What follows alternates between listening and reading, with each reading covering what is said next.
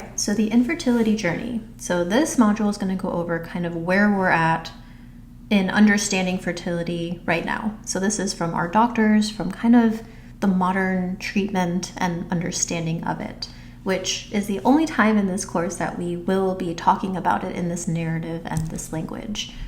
Understanding infertility, the definition of infertility that is given to us in the Western kind of realm and research is the inability to conceive after 12 months of regular unprotected intercourse, 6 months if a woman's over 35, and includes the inability to carry a pregnancy to full term.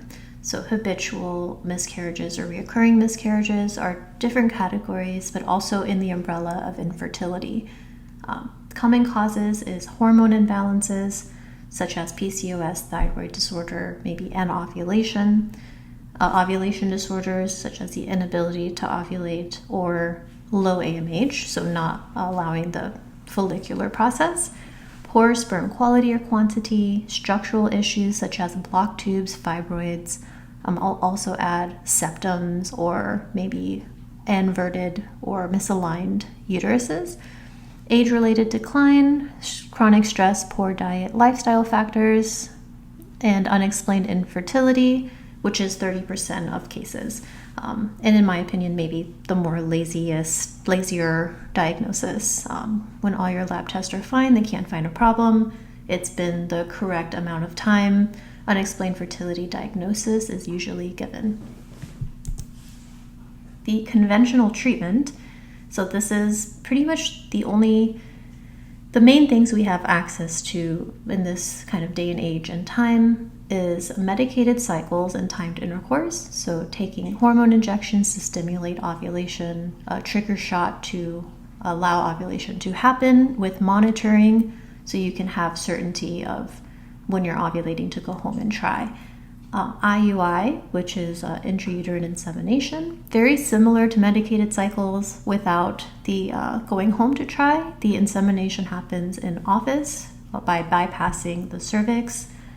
This one's technically designed more for sperm issues, but is usually recommended after trying medicated cycles for a while. And then the last is IVF. It's very powerful, costly, emotionally intense, and physically demanding. A lot of us already know kind of how IVF works, but it's the process of stimulating ovulation. So it's a little more hyperstimulative to make more eggs, going in for egg retrieval, so eggs are removed from the ovary through a procedure. Insemination happens outside of the body, and then usually the next cycle, if it's a frozen embryo transfer, the body gets set up with medication, progesterone, to receive the embryo for implantation, called embryo transfer. So there's many variations of it, different medications. Hopefully it's tailored to the patient, like their hormone fluctuations and like constitution. And so these are the main three that we're often pushed to and are usually the solution to infertility right now. A lot of limitations with this, like high financial emotional costs. There is no guarantee of success, does not address the underlying health issues or the underlying health landscape at all. So like you could have an issue with your fertility or a serious kind of health optimization that your body's asking for, and being pushed into ARTs too soon might not have the best results. And no regards for how it will impact a mother postpartum. So this we go over later on how preparing for a pregnancy sets you up for motherhood itself and kind of the postpartum and pregnancy process. So sometimes jumping into these really fast without optimizing health or being quite ready, we've noticed after birth, mothers have a bit of a harder time postpartum.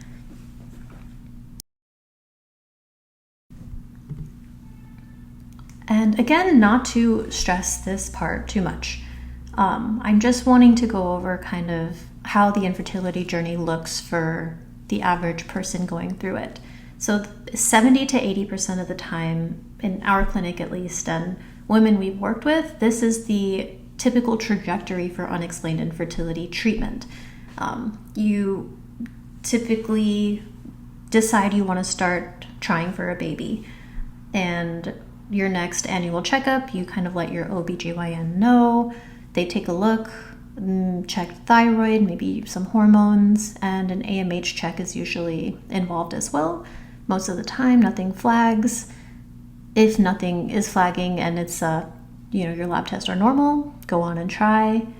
After maybe 6 months of no results with tracking your cycle and trying at the appropriate time, patients seem to get a little more worried and want to rule out further issues.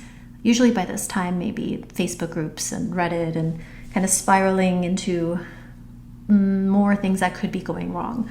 So at this point, usually what's recommended by doctor, because reaching a 6-month point unlocks a new kind of recommendation from them, is a basic hormone panel, so follicular phase to see if your FSH is high enough to trigger an ovulation, or luteal phase to see if your progesterone rises. That confirms that you ovulated.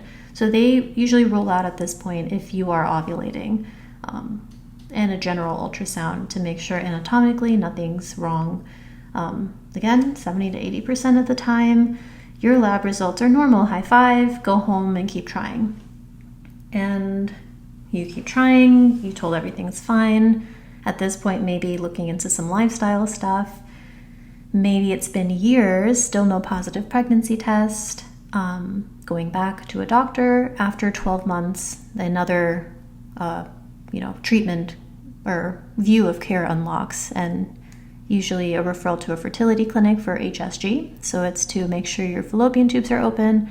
And the very last, semen analysis, which in my opinion maybe should be part of like the general workup, but that's just our opinion.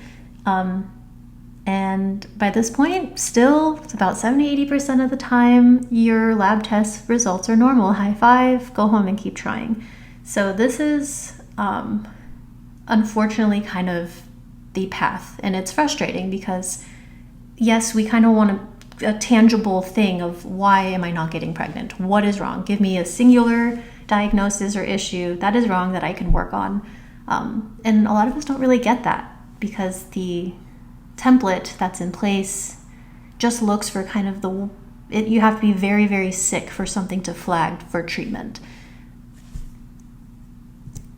And if you do flag for something, these are usually the top issues. So PCOS, low AMH, endometriosis or adenomyosis, or fibroids, and then male factor. So if you do have one of these issues, doctors should find it within your hormone testing, within ultrasound, within maybe just symptoms that you're having. But it should be pretty obvious and it should be found early on.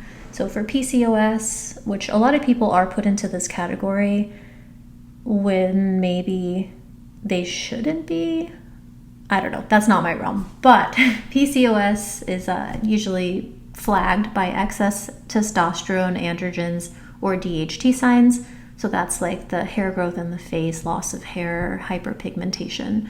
High AMH, so it's showing a lot of follicular stagnation, a lot of follicular inflammation in the ovaries, like a stuck cycle, maybe not ovulating, kind of stuck in that early follicular phase, which is the first kind of 14 days of your cycle, so leading to very long cycles. Cystic activities in the ovaries, usually found in ultrasound.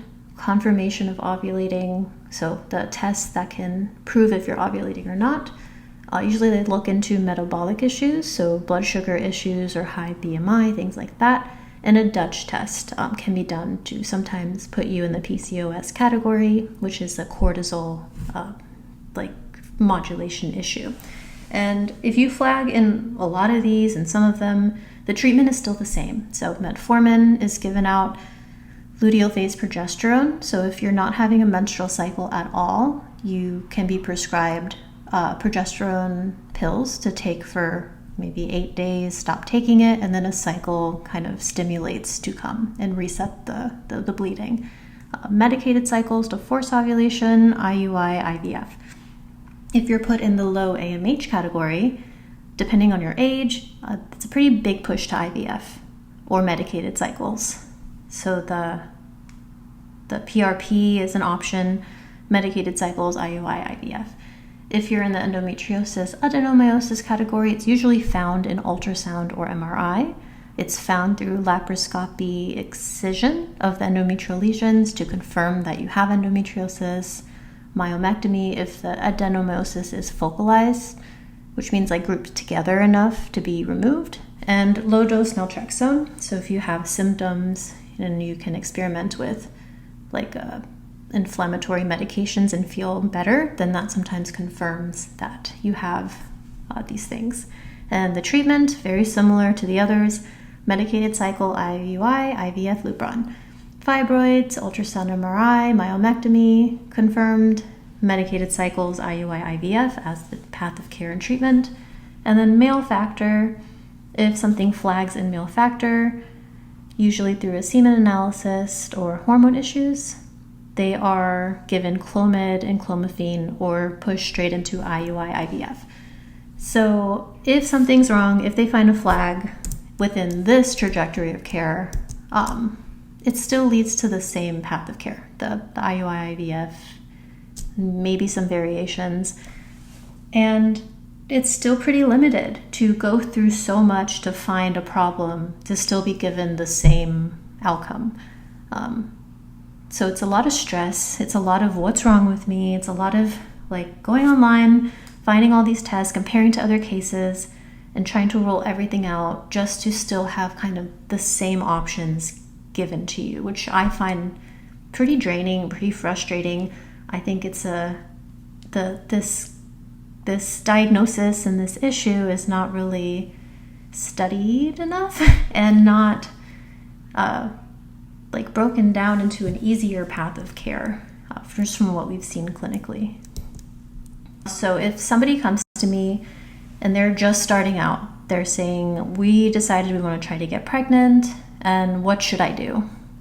Instead of waiting like 1 to 2 years to unlock, all these things to be looked at from your doctor, I'm a big fan of just advocating for yourself, just going to your doctor and just requesting your annual, your blood test, a thyroid check-in. I advocate for a peace of mind ultrasound. It doesn't hurt to ask. Sometimes they'll push back, but it's like, just take a look in there, just for peace of mind, to rule out anything.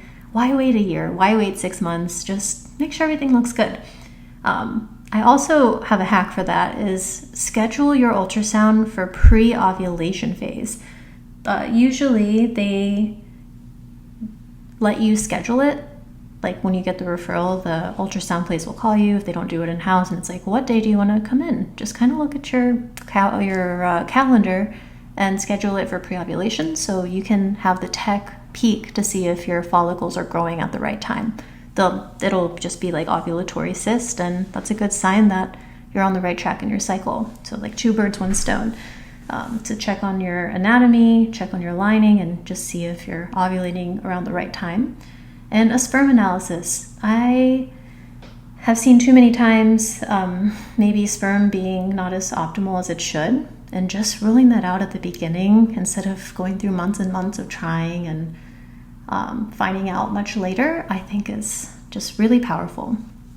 Holistically, like functional medicine practitioner, we love micronutrient tests, especially if there's a history of miscarriages. It's been over 2 years of trying, or you've given birth already and you're having kind of secondary infertility issues. Just make sure you have enough micronutrients that are essential to the endocrine system. Like make sure your B vitamins aren't low, your D. Usually a micronutrient test covers all the essential nutrients needed for your body to just be optimal, and hormones to be fed enough, and your nervous system to have enough nutrients to function properly. If just like a couple of these are low, it's a lot harder to get pregnant and sustain a pregnancy and give birth and recover. So it's a good thing to do before getting ready to start trying. For tracking, if you're worried about your hormones or you're not sure if you're ovulating, so there's definitely groups of people who maybe have a regular cycle or the timing is kind of questionable. You're just not sure if you're trying at the right time.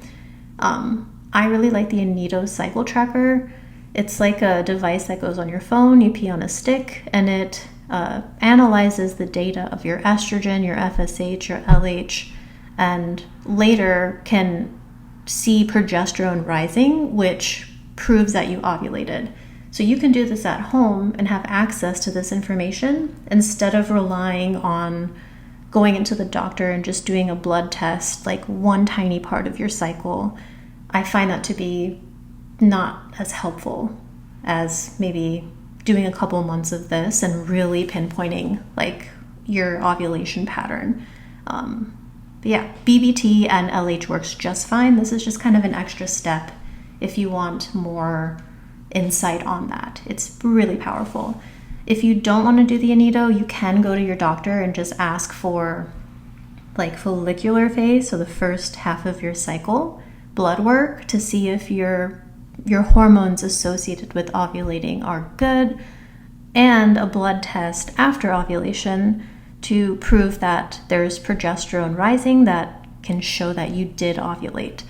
But I just find that to be a little more difficult, and it's only 1 month. So, or you can do both and kind of mess around. But this here, from the Western kind of like looking into things, I think is the most important. And bonus, maybe dental work. Like just get the dental work out of the way, make sure there's no like low-grade infection taxing your immune system. And if you do get pregnant, it's harder to go to the dentist, so just get it out of the way.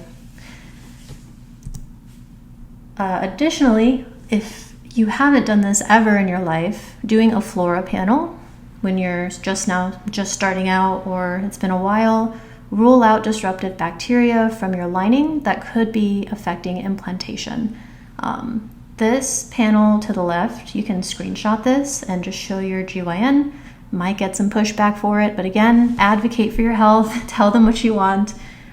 You're hiring them to look at your body and insight on your body. So if there's something you want to check on, I'm a huge fan of just asking for it. Don't wait to be put through, the rigmarole, or don't wait to be put through kind of, oh, we have to wait 6 months to be able to do this, or you have to wait a year before we can officially look at this. Like, just ask. A lot of the time, if it's a good doctor, they'll be really cool and to do it.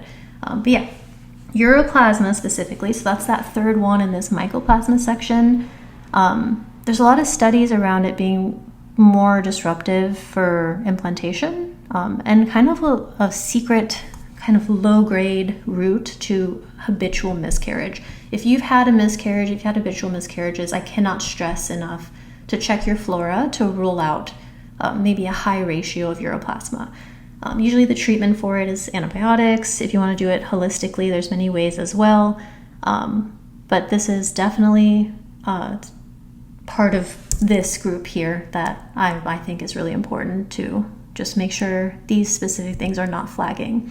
If you don't want to go to your GYN or don't feel comfortable kind of asking for it, they also have a home kit called Evie. It's a really great company, and I know there's an add-on to their swab. It's a home swab for the mycoplasmas. But yeah, this here, if everything looks good in these, I feel really confident that, the root is okay, and the holistic kind of nurturing your body and getting ready for pregnancy is going to work a lot better. If you do fall into these categories, we will also address within the course kind of how to go about it. Because if you do have a very clear issue that's preventing you from being pregnant, it's really important to deal with why you have that issue in the first place, instead of just kind of like white knuckling through and forcing a pregnancy, because I prefer people to become pregnant from a really healthy, strong, optimal state already. So whether there is something, clearly flagging that's stopping you from getting pregnant, or, you've gone through the the way of the healthcare system, and nothing's wrong, but you're still not getting pregnant, it kind of leads to the same thing. So moving on, here is a funny cartoon that I think really embodies kind of the issue in the access to care that we have and the options given to us. As women, we are extremely endocrine driven. We're extremely hormone driven. We have a lot more depending on hormone fluctuation than men.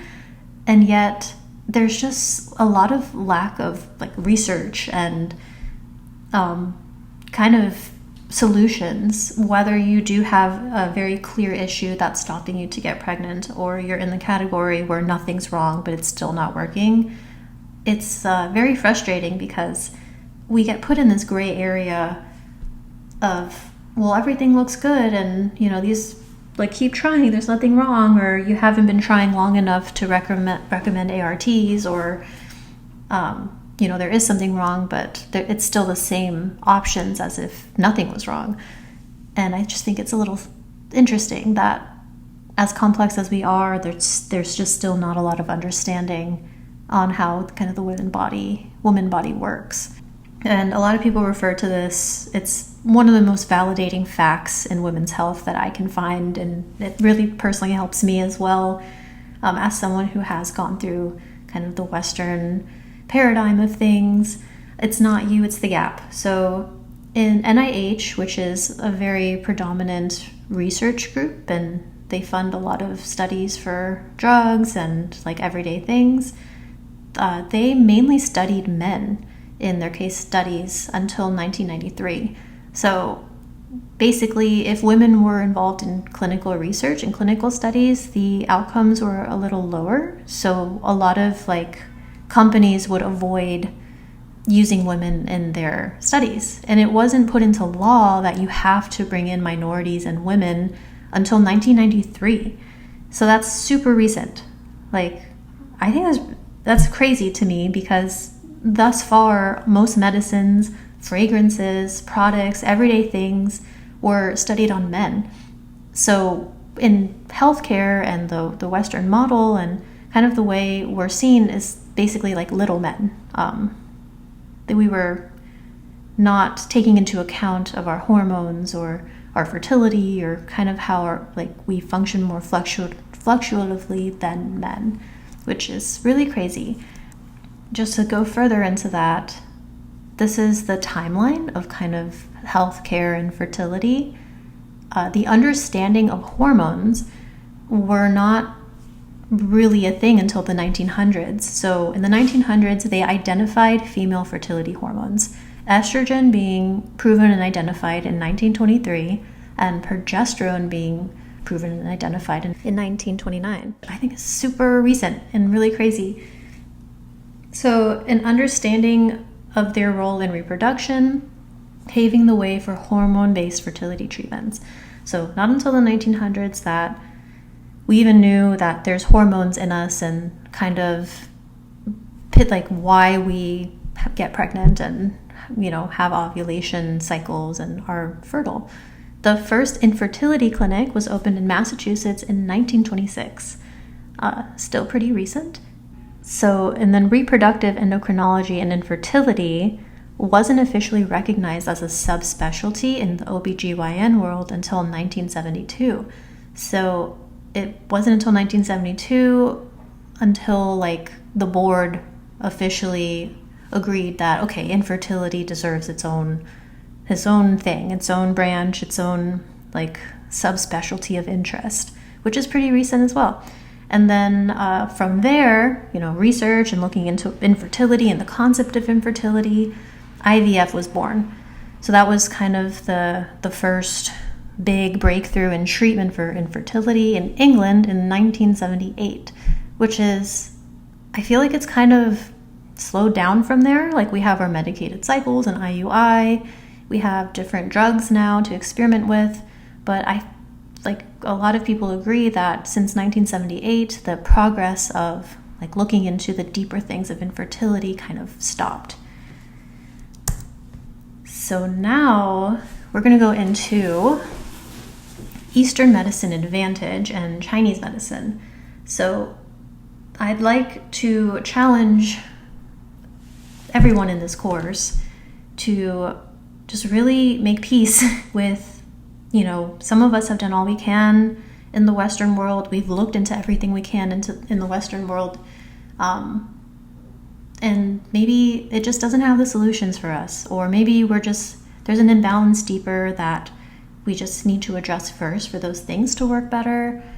And also maybe address that parts of us are just not sick enough to be at the level where they really shine. Which I know that sounds kind of messed up, but unless there's like a hormone level severely out of range, or unless there's like a really big fibroid that is clearly disrupting implantation, unless you have horrible inflammatory pelvic issues from endometriosis, like these obvious big things that is usually found in the beginning, they just don't really know what to do with us. And the Eastern medicine and Chinese medicine is such an ancient world, and so much research and so much trial and error throughout thousands of years have been done to really like fix infertility and help women get pregnant. So like compared to this, the 1900s, the earliest record of gynecological medical writing dates to the Shang dynasty, which is 1500 BC, which is very long ago. So like the textbook Book of Mountain and Seas described medicinal plants to treat infertility. So by 1500 BC, it was already known that there is a thing of infertility. The text also states that there were communication networks associated with the uterus. Rebellious directions of this communication can limit its function, which we know now is hormones. So 1500 BC, there's talk of hormones. There's talk of this deeper pathways of signaling that are helping the uterus function and is related to infertility. That is really cool. I find this so amazing because it's 1500 BC, and in this new paradigm, it wasn't until the 1900s where like it was accepted that, oh, okay, women have hormones and hormones are related to infertility and fertility is a thing. So just that contrast alone really made me pursue kind of looking into the ancients and what they have to offer. So 400 BC textbook, the Huangdi Neijin, in the very first chapter describes hormone changes occurring in women in 7-year intervals. So attributed to the waning and waxing of the governing and conception meridians. So what does this mean? The Huangdi Neijin is like a very famous textbook, and the very first chapters talk about hormone changes, which is waning and waxing, so fluctuating, rising and falling, and the conception meridians, so again, fertility and hormones interacting with the essential of getting pregnant and conception. So another thing found in the ancient text is a concept called tiangui, which translates to kidney essence. And it is said that this tiangui arrives in puberty around 14 years old. And tiangui is responsible for opening menstruation and starting the creation of ovas. So this proves that in ancient times, that the concept of ovas and the concept of like an egg is created and ovulation occurs to get pregnant was known, which is really interesting as well compared to other like civilizations and other cultures. By 581 AD, at least 283 syndromes were documented covering diseases of the menstrual cycle alone. By 652 AD, the Qiangjin Yao Fang, which is 1,000 golden prescriptions, this is a herbology kind of herbal prescription series. 3 volumes of it were dedicated to the OBGYN realm. Differentiation and treatment of infertility, diseases of pregnancy, and menstrual disorders. So differentiation and treatment of infertility implies like different types of infertility or different diagnosis and patterns relating to infertility.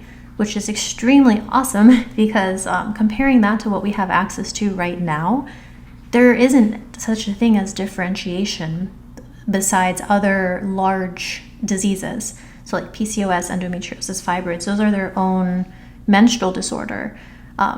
Within infertility, there's not like categories of like why you have infertility or different diagnoses. There's like secondary infertility, there's primary infertility, there's unexplained infertility as like the main three. Whereas back in these ancient times, there were books dedicated to different patterns of why someone might be experiencing infertility, which is so amazing. So the Sung Dynasty, 960 to 1279, assuming AD, developed the Imperial Medical College staff. So this entailed 300 people, 9 departments dedicated solely to OBGYN. The late Qing Dynasty, 1956 and plus, Western medicine introduced to China, and then integrative Chinese medicine was born. So to this day, ancient Chinese medicine is used in modern cases in the East as standard care for infertility and women's health. So not to say the modern advances, ARTs, amazing, but in Eastern culture, it's highly integrated with the ancient way as well for finding kind of what's wrong and pairing it with herbology, with functional medicine, with acupuncture, and having significantly better results than we have here. Why I trust this so much is simply its clinical application. It's been something that's been tried and true for thousands and thousands of years. It's evolved over and over and over again through similar pattern patients and documented so well. So something that's withhold the trials of time, and it's still super relevant today. And just even our clinical study, people doing ARTs without success, they incorporate some of these methods based on their pattern within them based off this medicine, and it just unlocks such success. No ARTs, it unlocks such success. It's the only thing that from such a long time ago has already addressed hormone fluctuations, uterine anatomy, our relationship to nature. It knew that embryos were a thing, that ovums were a thing, and it also touches on male factor. It's discovered things that science hasn't even really caught up with, and we are in complete awe of it still to this day. Another thing too is ancient China was actually allowed to dissect bodies for science beginning in 2006 BC. They only allowed criminals, so in Hippocrates' time, they were never able to kind of look deeper into anatomy or how things work. So they were really off on a lot of things until dissections were allowed. The Roman Church didn't allow it, so they were very behind on medicine compared to China and the East. So there's books and records from before Christ, but BC, where organs were studied and measured into amazing accuracy, to the point where in the West, we would buy books from the East so we could have an idea of what actually was inside the human body. The first recorded dissection in Italy was in 1315 after Christ. So that's a really significant difference. They got a head start in really understanding the human body compared to where Western medicine came from. And I think there's just a lot of secrets and gems in healing the human body that resides in that. So when you really start looking into the textbooks and the teachings and the methods to fix infertility, fix women's health, fix menstrual disorders, it all kind of comes down to making sure that these 3 pillars are running optimally. And again, this is going to be in the language of kind of the Western realm to start. So the first one is healthy lining, the second one is neuroendocrine axis, and the third is fertility capacity. Healthy lining means a strong implantation, retention mechanisms. So that entails having low inflammation in the lining, no excess immune system response, so no high histamine from inflammation, a healthy receptive uterine flora, microcirculation strong to deliver nutrients and oxygen to the lining tissue. And in Chinese medicine, that is described as strong qi and blood, no stagnation, open meridian channels through uterus. So don't worry too much about memorizing this or truly deeply understanding it. This is just one of the 3 really main focuses that the things and themes of this course are naturally going to optimize and strengthen. So you can see the pictures. I find it really interesting to visualize what an embryo looks like when it's actually implanting. We're not really taught this in high school with that sex ed thing of what getting pregnant really entails. And it's really it's dynamic, but it's also kind of aggressive. When an embryo is fertilized, it truly burrows into the lining of our uterus and kind of proliferates, which means the cells start to grow and then it emerges out. And that's already kind of in the first trimester post-implantation era. So knowing this and visualizing this, I think really helps understand why it's so important that the lining is healthy. It has good blood flow, so it's plump and nourished. We all know in our blood there's all our vitamins and minerals and nutrients from the food we eat travel through it, as well as oxygen. So every little particle of our blood is bringing oxygen to all our muscles. So making sure that everything's free and open and happy. You can imagine our uterus is just so oxidated and plump and thick, and it's as our menstrual cycle is growing, it's getting thicker and then thinning with menstruation. So healthy lining is kind of a big pillar, and it entails a lot of different things to make sure that it's truly healthy and ready for a baby. Second is the neuroendocrine axis. So endocrine system is the term for hormone system. Endocrine glands are the different glands in our body that can emit hormones or absorb hormones. And then the neuro is the nervous system. So it's kind of how the nervous system and the endocrine system, so the way our nervous system and our hormone systems are talking to each other and ensuring that they're open and free to talk to each other. So hormone harmony, proper cycle fluctuations, anchored cycle, and calm mind. So we have to make sure the brain is able to talk to the other glands through hormones. So the nervous system and endocrine system can connect together in the brain and the hypothalamus. Glands can talk back to the brain. So our ovaries, our kidneys, our heart, our thyroid can send messages back up to the brain so that everything can continue jazzing. A clear pathway, no excess adrenaline or cortisol affecting communication. So I like to think of it like literally jazz music. If you look at this diagram on the right, you can see all those little sparks of light are kind of hormones released in a rhythm. So ovaries are sending a rhythm up to the brain is sending a rhythm back to the ovaries, and it's this kind of dynamic orchestra that keeps everything flowing and this menstrual cycle and ovulation continuing to wheel.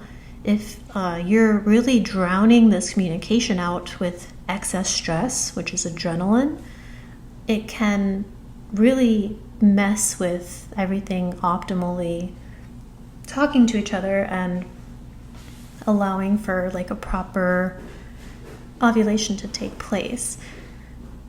And the menstrual cycle is really dependent on that. So stress relief is in this category, healthy nervous system response, so no fight or flight, and just making sure that the hormones are balanced. So a lot of people are obsessed with I want to balance my hormones, hormone balance. Do I have a hormone imbalance?